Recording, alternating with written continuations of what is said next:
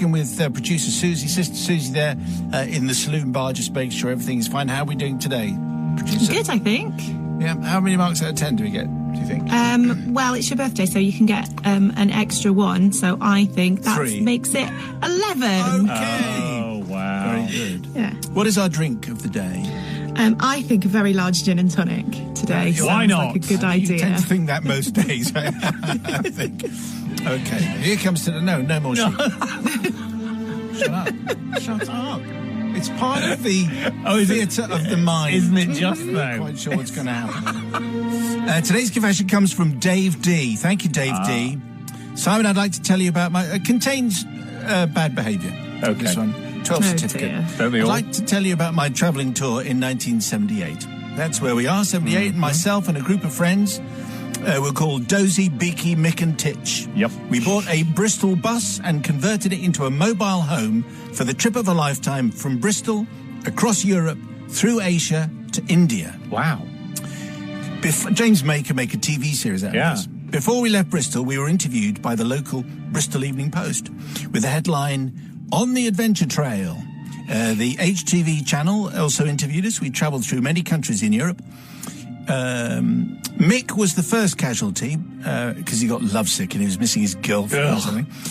Returned home when we reached Portugal. Dozy returned home shortly due to family problems. So myself, Beaky and Titch therefore continued on our trip.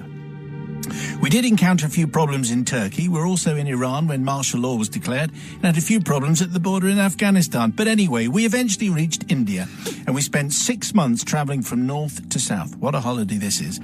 So we were travelling through Pakistan and, obviously we left India behind. It is about midday and we were approaching a busy junction. In front of us was a policeman stood on a sentry box controlling the traffic. He spotted us straight away. Probably because the bus was painted red, white and blue. And on the front it said, goodness. Bristol Bus, England. Okay. That's what it said. As we got to the junction, the policeman stopped all the traffic, including us, and got down from his platform. He then walked over to us and in perfect English said, "Would you like to take tea with me?" It was a very hot day, so the three of us said, "Yes, please." He then left the traffic to sort itself out. Oh, right. And by the side of the road was a type of mud hut. He then clicked his fingers and a young fella came running.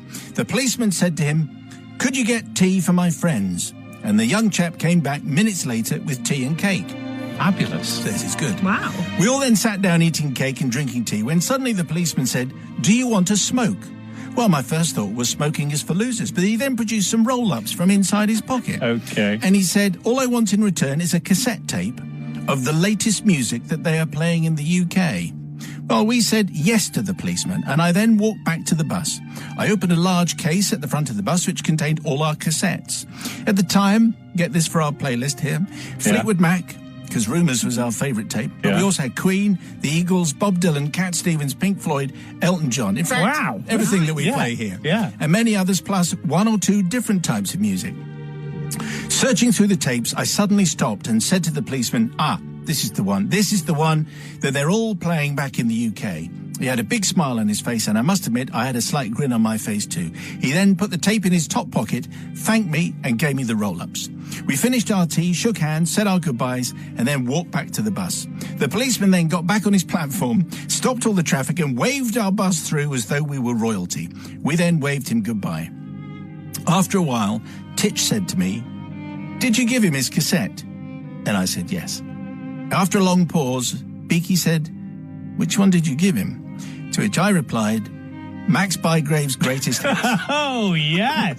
We all then fell about laughing. As we were walking back to the bus from the tea hut, the policeman also said to me that he was going to invite all his family and friends round that evening. So you can just imagine the look on his face when he put on the tape and said, "This is what they're all listening to in England." When it's spring again, I'll bring again tulips from Amsterdam. And they'd have looked all a little bit puzzled. And then also... "You're a pink toothbrush. Oh, yes. Toothbrush, won't you marry me in haste?" Father Simon, to this day, I still smile every time I hear a song from Max Bygraves, and I can't help but think of that policeman directing the traffic while singing along to all the hits of Max Bygraves. What a decade the 70s was, Father Simon. I do not seek forgiveness for accepting the roll-ups, although all smoking is a stupid activity. I realise that now, but it was the fact that he would be inviting all his family and friends around to listen to the hot, groovy sounds of Max Bygraves that made me laugh the most. Many thanks, yours sincerely, Dave D. OK, well, let's check in with Sister Susie, first of all, with, there's a lot of rock. First time Max Bygraves has been on Drive Time, I think. Yeah, for definitely. What do you First say time. What do you say to Dave D? Well, Dave D, do you know what? I've got a few issues with you here. I just think it was a bit mean, really, overall. You know, you had loads of choice to choose from. You could have gone with Fleetwood Mac. You could have gone with Elton John. Yeah. You know, any of those things. That policeman was really lovely to you. He got you tea. He got you cake. You know, he exchanged some roll-ups for you. You shouldn't smoke anyway, so you should have said no. And I just think you were just a bit mean. And what? You could have given him a nice tape. Can you imagine getting all your family around to listen to that? Yes. Not forgiven. Also, it's kind of misleading because then people would have, all his family would have gone round and thought, well, they got rubbish taste, haven't they, in England? Well, am I going to be the sole voice here in favour of Max Bygraves? And I mean, come on, it's Tulips from Amsterdam is a classic. Absolutely love it. Nothing to forgive. Yes, indeed. I'm a pink toothbrush. Yes, your magic toothbrush as well. Toothbrush. Will you marry me? Marry me. Yes, indeed. So I nothing to forgive. And also, when you're on those journeys, and I've done that sort of long journey, and you've got your tapes, and you don't really want to be giving away the ones that you listen to all the time, like your Fleetwood Macs and your Pink Floyds. So you're probably going to, Max Bygraves, but it's still crossing all the boundaries. Well done to you, Max. So yes, definitely forgiven. So it's